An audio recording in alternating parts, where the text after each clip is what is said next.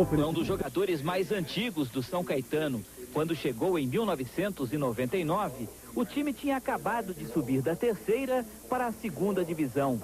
Era só o começo de um clube que surpreenderia o país.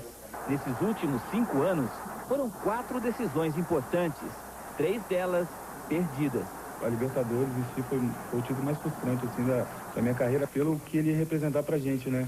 A gente podia jogar contra o Real Madrid no Japão, a gente perdeu, o clube perdeu muito com isso. Ser campeão paulista nesse final de semana foi uma recompensa ao clube depois de tanta persistência. A festa, que começou no Pacaembu, com mais de 20 mil torcedores nas arquibancadas, invadiu a madrugada pelas ruas de São Caetano. Os jogadores, claro, estavam lá, sobre o carro do Corpo de Bombeiros. Um dia que o zagueiro Serginho pode comemorar duplamente pela conquista do título e pelo aniversário de 3 anos do filho Paulo Sérgio Júnior. O presente o Paulinho já ganhou aqui, um boneco do Superman e um boneco do Batman. Mas o presente talvez mais importante, que ele nesse momento não se deu conta, é que um dia vai poder contar por os amigos que o pai dele foi campeão paulista. A gente vai guardar as fotos de jornais, as reportagens para mostrar para ele que o pai dele foi campeão paulista um dia. E se depender do pequeno Paulo Sérgio, o azulão ganhou mais um fanático torcedor. Essa camisa de quem mesmo? É do Corinthians essa aqui?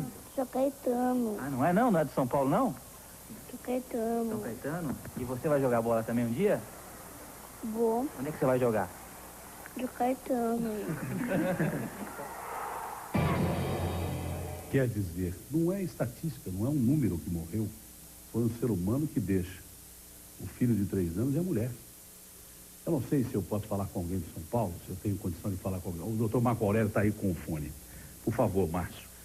Doutor Marco Aurélio, a primeira pergunta que eu tenho que fazer ao senhor, em primeiro lugar, boa noite e obrigado por nos atender. Boa noite. O detalhe é o seguinte, o senhor disse que, em primeiro lugar, eu queria saber onde é que estava esse aparelho, o desfibrilador.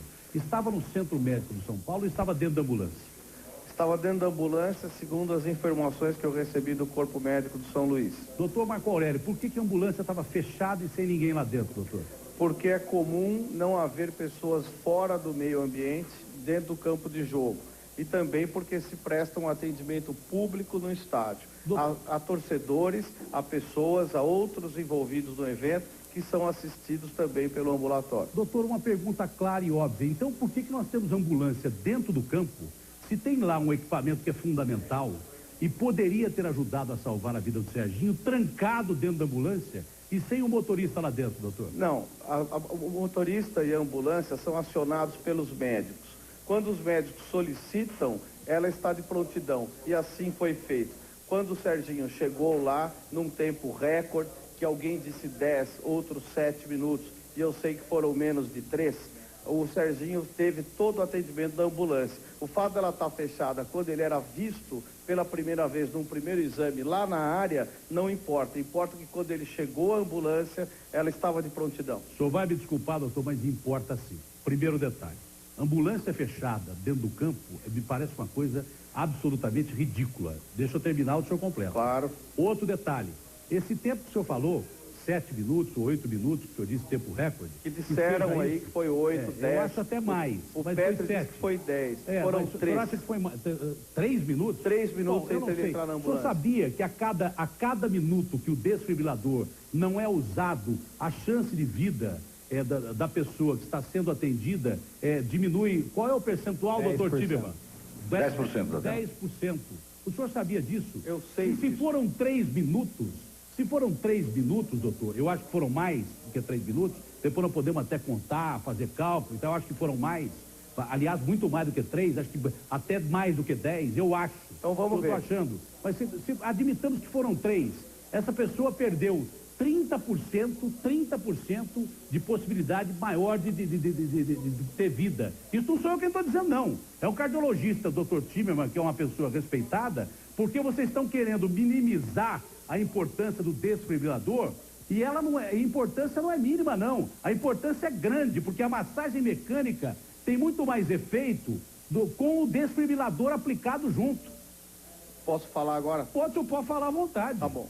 Em primeiro lugar, tem que haver diagnóstico. O médico tem que entrar no campo e ver o que aconteceu. A partir daí que ele tem esse diagnóstico, ele começou a respiração assistida e a massagem cardíaca, que é muitas vezes mais importante naquele momento do que você saber se precisa desfibrilar. Doutor, acho que o senhor está enganado. Quer ver? Doutor Timerman, essa colocação que o doutor Marco Aurélio faz, do ponto de vista cardiológico, é correta ou não? Na atual diretriz internacional de emergência, não. Você deve desfibrilar o quanto antes possível. E o diagnóstico, na realidade, é feito, inclusive, segundo a gente observa a corrente de sobrevida, ela deve ser feita, inclusive, por pessoas que sejam minimamente treinadas. Doutor Marco Aurélio, segundo o doutor Timerman, o senhor está redondamente enganado ou redondamente mal informado? Não, eu não concordo. A situação e a... O senhor é cardiologista, doutor Marco Aurélio? Não sou. Agora eu vou dizer o seguinte, ouça, as circunstâncias determinam as atitudes, os protocolos... Subiu até o áudio. A hora que nós chegamos no ponto da questão, está restabelecido o áudio? Está restabelecido o áudio ou não? Sumiu até o áudio, mas me parece claro que pela colocação do Dr. Timerman, é fundamental a presença do desfibrilador. É fundamental. Está me ouvindo aí, Márcio?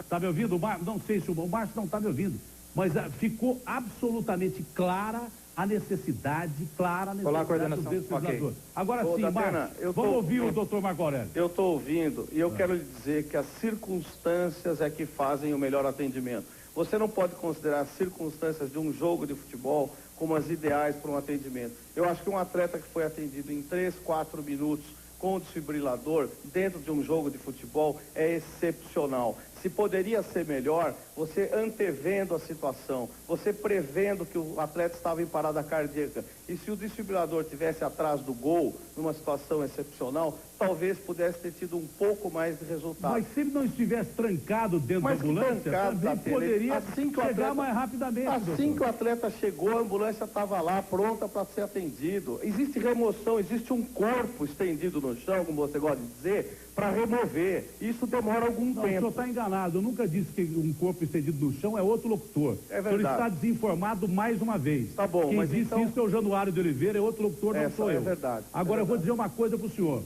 Eu não concordo também que um campo de futebol não esteja preparado para atender um atleta. Se um atleta está lá... Ele está preparado. Não, então, mas pode não ter as condições ideais e tal, mas sim. Ali também se prevê a possibilidade de que aconteça isso, que já temos dados anteriores, jogadores que morreram na Europa, até no Brasil, que ninguém sabe, não é verdade, que deveria o clube estar preparado para um atendimento. E o clube eu digo está, mais. Datena, e o clube está. Tem estrutura, mas não usou a estrutura, não, doutor. Senhor, ele não está nas condições excepcionais de adivinhar atendimento, de sair correndo com o desfibrilador sem diagnóstico para poder fazer o impossível. Vou repetir, doutor Timerman, naquele momento em que o diagnóstico foi feito pelo médico, me parece claro aquele diagnóstico quando ele cai e tem aquele processo, bem porque já havia, o próprio médico de São Caetano deveria saber, né? Os jogadores já sabiam que tinha um histórico desse menino ter problemas de coração. Vou repetir, havia necessidade do desfibrilador chegar até o Serginho, e vou fazer uma outra pergunta. É natural o paciente naquele estado ser transportado até a ambulância, ou a ambulância que está próxima ser levada até o paciente? Veja, o que foi feito pelo médico do São Caetano foi feito corretamente. Ele fez a respiração boca a boca e parece que o massagista colaborou em fazer o atendimento da massagem cardíaca. E o que se corresponde, o que se coloca em seguida é que se possa colocar num tempo mínimo possível o desfibrilador, seja ele externo automático ou um desfibrilador manual. E ele deve chegar à vítima, o equipamento deve chegar à vítima o quanto antes possível. Doutor, eu vou repetir a pergunta. O senhor respondeu, mas ainda não ficou claro. A ambulância deveria ter ido com o desfibrilador. A ambulância é o último elo que a gente deve utilizar no atendimento da vítima. A gente tem que tentar fazer o resgate, o atendimento no local em que ocorreu a parada cardiorrespiratória. Mas a ambulância estando ali no local... o que ela pode fazer é trazer o equipamento ao próximo à vítima. A ambulância ela se serve para fazer o transporte depois que a vítima foi feito ou não o seu atendimento no local. O Mas que era há um mais correto, intervalo, transportar o rapaz até onde estava o desfibrilador ou transportar o desfibrilador até onde estava o rapaz? Enquanto ele está sendo massageado, o ideal é que o equipamento vá até o paciente, até a vítima. Então, doutor, outro procedimento errado. Não é errado, Datena. Vai me desculpar, mas não é errado, não. Então, talvez, você tem que entender as circunstâncias da situação, o drama da situação, o envolvimento que o médico tem com os jogadores assistindo. E o atleta foi levado até a ambulância porque é mais prático e havia um carro-maca levando. Enquanto isso, ele foi assistido. Imediatamente foi posto o desfibrilador dentro da ambulância do atleta. Então, eu acho que nós vamos ficar discutindo aqui muito tempo para dizer que o atleta foi atendido com o desfibrilador em 4 minutos, o que eu acho que nem a Fórmula 1 faz. Datena, só uma coisa que eu acho que é importante, e foi colocado pelo médico do São Paulo, acho que é importante que a gente tenha uma lição de que a morte súbita ela pode ocorrer em qualquer lugar. E que a gente tem que estar preparado, seja ela Mas parece que só aqui no Morumbi que pode ocorrer.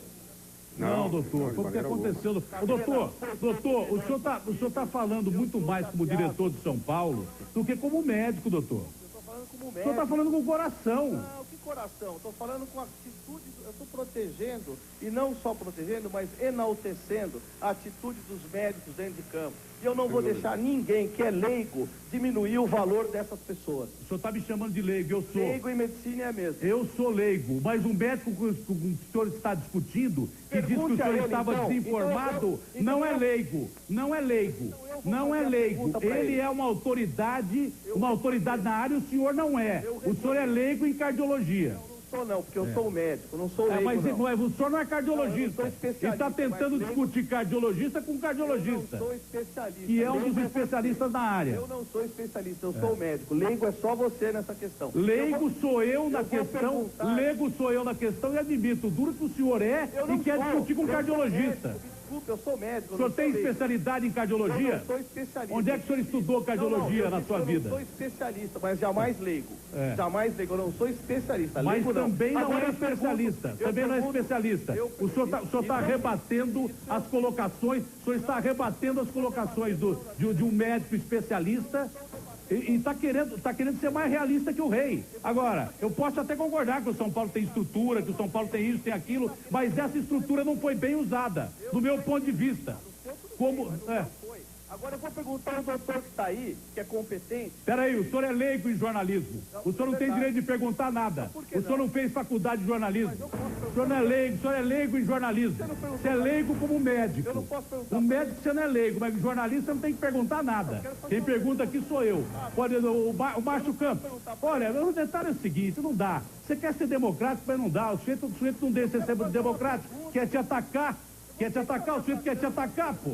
Eu tô tentando esclarecer, o sujeito quer te atacar, aí não dá pra conversar. Aí não tem democracia. Democracia de um lado só não dá pra gente conversar. Ô, Márcio, você continua a entrevista, grava a entrevista, faz o que você quiser.